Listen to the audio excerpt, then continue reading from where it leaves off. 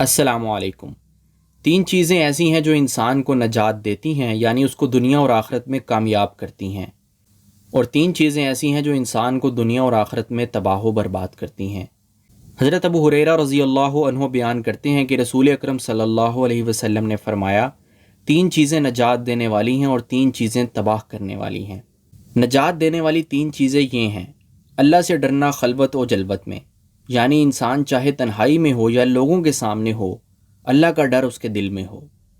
دوسری، حق بات کہنا خوشی اور ناخوشی میں، یعنی انسان چاہے پریشان ہو یا خوش ہو، اس کی جو بھی کیفیت ہو، اس کو حق بات کا ساتھ دینا چاہیے اور حق بات کہنی چاہیے۔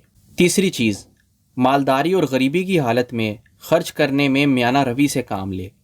میانہ روی کہتے ہیں کہ انسان نہ تو بہت زیادہ فضول خرچی کرے اور نہ ہی بہت کنجوسی سے کام لے، بلکہ درمیانی راہ اختیار کرے اور اعتدال کے ساتھ خرچ کرے۔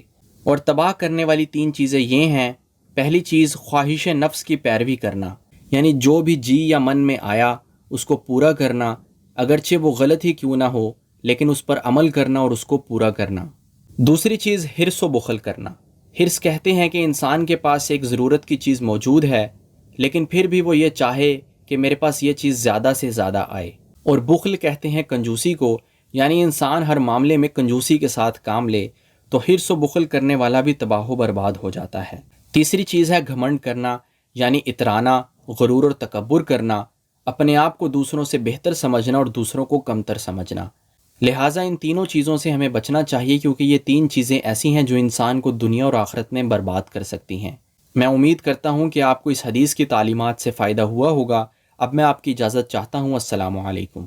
مولاي صل وسلم دائما أبدا على حبيبك